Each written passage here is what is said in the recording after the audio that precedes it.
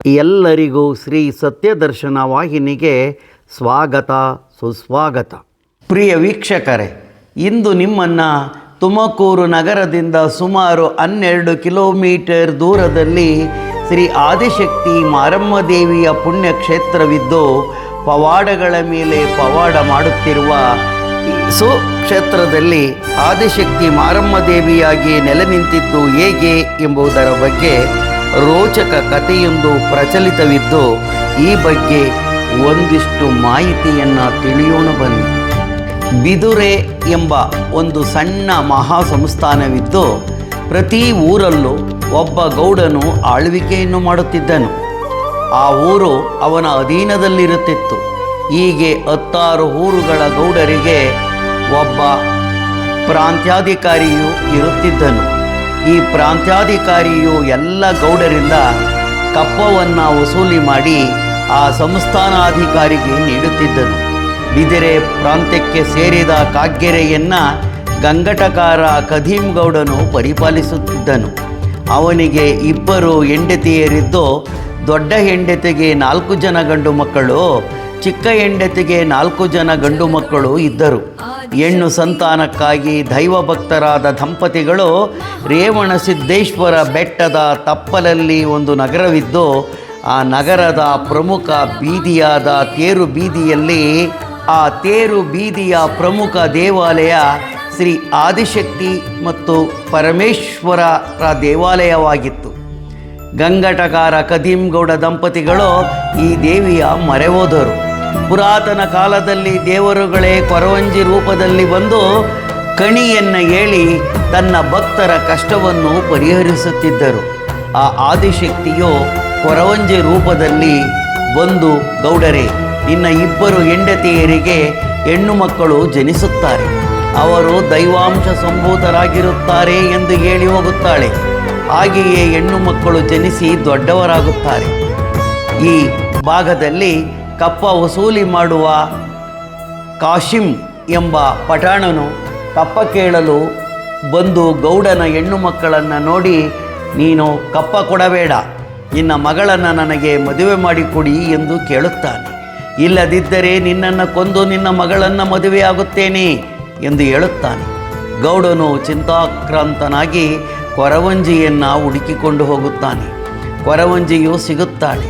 ಕದೀಂ ಗೌಡ, ನೀನು ಕಾಗ್ಗೆರೆಯಲ್ಲಿರಬೇಡ, ನಿನ್ನ ಹೆಂಡತಿಯರು ಮಕ್ಕಳನ್ನು ಈ ರಾತ್ರಿಯೇ ಈ ಗ್ರಾಮದಿಂದ ದಕ್ಷಿಣ ದಿಕ್ಕಿನತ್ತ ಕಳುಹಿಸು ಎಂದು ಹೇಳುತ್ತಾಳೆ. ಕೊರವಂಜಿ ಹೇಳಿದಂತೆ ಹೆಂಡತಿಯರು ಮತ್ತು ಮಕ್ಕಳನ್ನು ಕಳುಹಿಸಿ ತಾನು ಹೋಗುತ್ತಾನೆ. ಜಗನ್ನಾಟಕಕಾರ ಪರಮೇಶ್ವರ ಮತ್ತು ಜಗನ್ಮಾತೆ ಪಾರ್ವತೀ ದೇವಿಯವರ ಮಾಯ ಆಟವನ್ನು ತಿಳಿದವರ್ಯಾರು? ರೇವಣಸಿದ್ದೇಶ್ವರ ಬೆಟ್ಟದ ತಪ್ಪಲಿನ ನಗರದ ತೇರು ಬೀದಿಯಲ್ಲಿ ನೆಲೆ ನಿಂತ ಆದಿಶಕ್ತಿ ಮತ್ತು ಪರಮೇಶ್ವರರಲ್ಲಿ ಮನಸ್ತಾಪವಾಗುತ್ತದೆ. ಪರಮೇಶ್ವರನ ಮೇಲೆ ಮನಸ್ತಾಪ ಮಾಡಿಕೊಂಡ ಪಾರ್ವತೀ ದೇವಿಯು ದೇವಾಲಯವನ್ನು ತೊರೆದು ಬರುತ್ತಿರುವಾಗ ಕಾಡೊಂದು ಸಿಗುತ್ತದೆ. ದಟ್ಟ ಕಾಡೊಂದರಲ್ಲಿ ದಾರಿ ಹೋಗುತ್ತಿರುವಲ್ಲಿಗೆ ಬರುತ್ತಾಳೆ.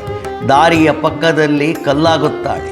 ಈ ದಾರಿಯಲ್ಲಿ ಎತ್ತುಗಳ ಮೇಲೆ ಹೇರನ್ನು ಹೇರಿಕೊಂಡು ವರ್ತಕರು ದಕ್ಷಿಣದ ಊರುಗಳಿಗೆ ಹೋಗುತ್ತಿರುತ್ತಾರೆ. ಅಷ್ಟರಲ್ಲಿ ಕತ್ತಲಾಗುತ್ತದೆ. ಅಲ್ಲೇ ತಂಗಲು ನಿರ್ಧರಿಸಿ ಅಡುಗೆಗೆ ಒಲೆ ಮಾಡಲು ಕಲ್ಲು ಹುಡುಕುತ್ತಾರೆ. ಅಲ್ಲಿದ್ದ ಕಲ್ಲನ್ನು ಕೀಳಲು ನೋಡುತ್ತಾರೆ. ಆ ಕಲ್ಲು ಬರುವುದಿಲ್ಲ.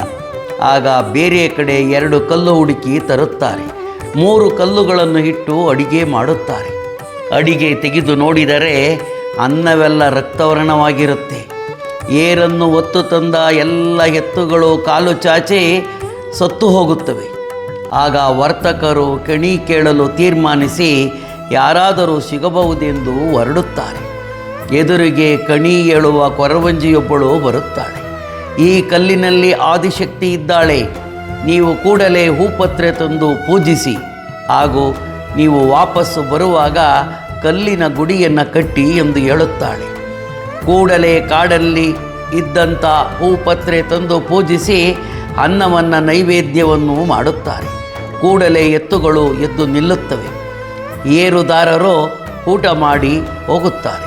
ಈ ತಾಯಿಯು ನೆಲೆ ನಿಂತ ಈ ಬನವು ಚಿಕ್ಕಣ್ಣನೆಂಬ ಗೊಲ್ಲಗೌಡನಿಗೆ ಸೇರಿದ್ದಾಗಿರುತ್ತದೆ. ಕುರಿಗಳನ್ನು ತೆಗೆದುಕೊಂಡು ಚಿಕ್ಕಣ್ಣನು ಬರುತ್ತಾನೆ. ಪೂಜೆಗೊಂಡಿರುವ ಕಲ್ಲು ನೋಡುತ್ತಾನೆ.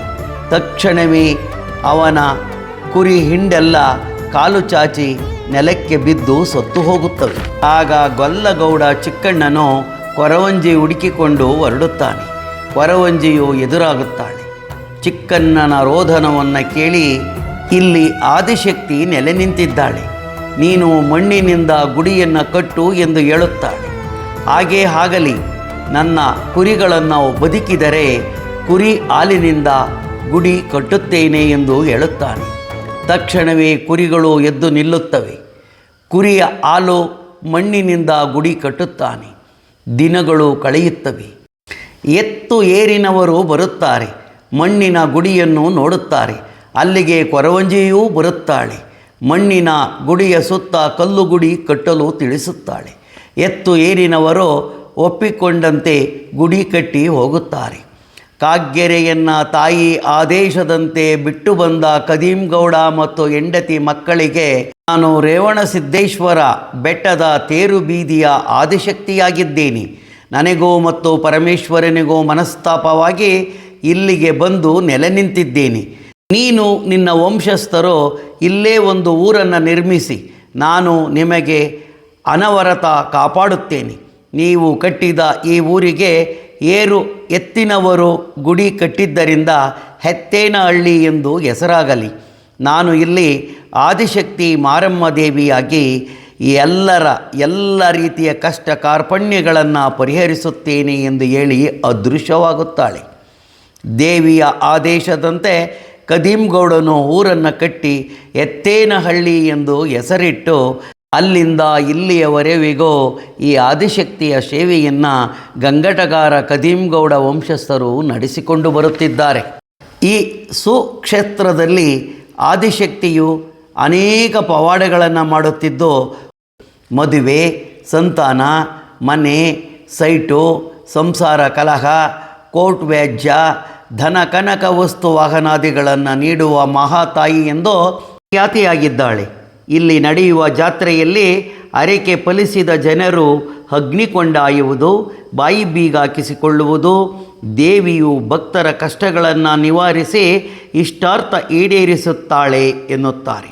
ಕುರಿ ಹಾಲಿನ ನೊರೆ ಚಂದ, ಎತ್ತೇನಹಳ್ಳಿ ಮಾರಮ್ಮನ ವಾಗ್ದಾನ ಚಂದವೆಂದು ಜನರು ಹೇಳುತ್ತಾರೆ. ಇಲ್ಲಿಗೆ ಈ ವಿಡಿಯೋವನ್ನು ಮುಗಿಸುತ್ತಿದ್ದೇನೆ. ಎಲ್ಲರಿಗೂ ಧನ್ಯವಾದಗಳು. ಇನ್ನು ನಮ್ಮ ವಾಹಿನಿಗೆ ಚಂದಾದಾರರಾಗಿಲ್ಲದಿದ್ದರೆ ಚಂದಾದಾರರಾಗಿ. ಧನ್ಯವಾದಗಳು.